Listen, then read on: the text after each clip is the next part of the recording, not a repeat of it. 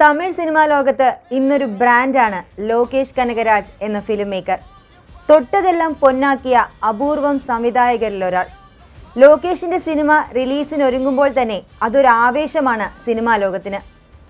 വിജയുടെ ലിയോയ്ക്ക് ശേഷം ലോകേഷ് സംവിധാനം ചെയ്ത കൂലി ഇപ്പോൾ തിയേറ്ററിലെത്താൻ ഒരുങ്ങുകയാണ്. ഓഗസ്റ്റ് 14-നാണ് കൂലി തിയേറ്ററിലെത്തുക.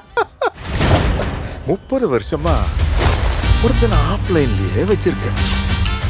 அவனுக்கு தெரிஞ்சது அரங்கமதிர விசில் பறக்கவே.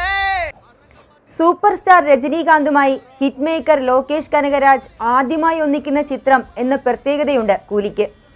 ആക്ഷൻ ഡ്രാമ വിഭാഗത്തിലൊരുങ്ങുന്ന ഒരു പീരീഡ് ഗാങ്സ്റ്റർ ആക്ഷൻ ത്രില്ലർ ചിത്രമാണ് കൂലി.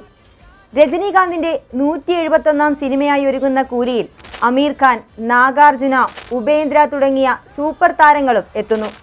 അമീർ ഖാൻ അതിഥി വേഷത്തിലാകും ചിത്രത്തിലെത്തുക. ശ്രുതി ഹാസനാണ് നായിക. ചിത്രത്തിന്റെ റിലീസ് അടുത്തിരിക്കുന്ന വേളയിൽ കൗതുകകരമായ പല വിവരങ്ങളും പുറത്തെത്തുകയും അത് പ്രേക്ഷകർക്കിടയിൽ ചർച്ചയാകുകയും ചെയ്യുന്നുണ്ട്. ചിത്രത്തിലെ താരങ്ങൾ വാങ്ങുന്ന പ്രതിഫലമാണ് അതിലൊന്ന്. ചിത്രത്തിൽ രജനീകാന്തും സംവിധായകനായ ലോകേഷ് കനകരാജും വാങ്ങുന്ന പ്രതിഫലം സംബന്ധിച്ച വിവരങ്ങൾ നേരത്തെ തന്നെ പുറത്തെത്തിയിരുന്നു. സ്വാഭാവികമായും രജനീകാന്തിന് തന്നെയാണ് ഏറ്റവും ഉയർന്ന പ്രതിഫലം. 200 കോടിയാണ് രജനി ചിത്രത്തിന് പ്രതിഫലമായി വാങ്ങുന്നത്.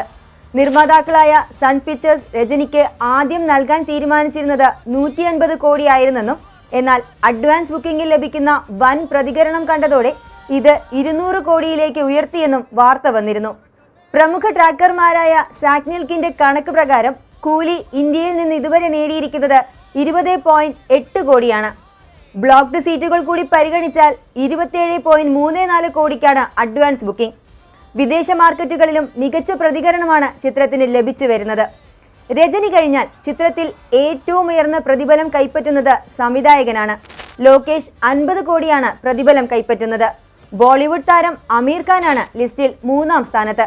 കേവലം 15 മിനിറ്റ് മാത്രമാണ് അമീറിന്റെ കഥാപാത്രമായ ദഹ ചിത്രത്തിലുള്ളത്. എന്നിരുന്നാലും ബോളിവുഡ് ബിഗ് സ്റ്റാർ അമീറിന് ലഭിക്കുക 20 കോടിയാണ്. സംഗീത സംവിധായകൻ അനിരുദ്ധാണ് ലിസ്റ്റിൽ 4-ാം സ്ഥാനത്ത്. 15 കോടിയാണ് അനിരുദ്ധിന്റെ പ്രതിഫലം. തെന്നിന്ത്യൻ സൂപ്പർ താരം നാഗാർജുനയ്ക്ക് 10 കോടിയും സത്യരാജിന് 5 കോടിയും ലഭിക്കും. ഉപേന്ദ്രയ്ക്കും ശ്രുതി ഹാസനും 4 കോടി വീതമാണ് പ്രതിഫലം. 3 കോടിയാണ് പൂജ ഹെഗ്ഡേക്ക് ലഭിക്കുക. മലയാളി താരം സൗബിൻ ഷാഹിറിന് 1 കോടി ലഭിക്കുമെന്നാണ് റിപ്പോർട്ടുകൾ പറയുന്നത്.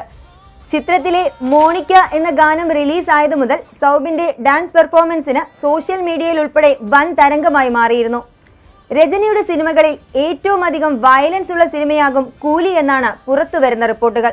സംഘടന രംഗങ്ങൾ നിറഞ്ഞു നിൽക്കുന്നതായിരുന്നു 3 മിനിറ്റോളം ദൈർഘ്യമുള്ള കൂലിയുടെ ട്രെയിലർ. സൺ പിക്ചേഴ്സിന്റെ ബാനറിൽ കലാനിധിമാരനാണ് കൂലിയുടെ നിർമ്മാണം. അനിരുദ്ധ് രവിചന്ദറാണ് കൂലിയുടെ സംഗീത സംവിധാനം നിർവഹിച്ചിരിക്കുന്നത്. മലയാളിയായ ഗിരീഷ് ഗംഗാധരനാണ് ഛായാഗ്രഹണം. സത്യരാജും രജനീകാന്തും 38 വർഷങ്ങൾക്ക് ശേഷം ഒരുമിച്ചെത്തുന്ന സിനിമ എന്ന പ്രത്യേകതയും കൂലിക്കുണ്ട്. ഇത്രയൊക്കെ പ്രത്യേകതകളുള്ള ചിത്രം എന്ന നിലയിൽ ഏറെ പ്രതീക്ഷയോടെയാണ് രജനി ലോകേഷ് കൂട്ടുകെട്ടിലിറങ്ങുന്ന കൂലിയെ ആരാധകർ കാത്തിരിക്കുന്നത്.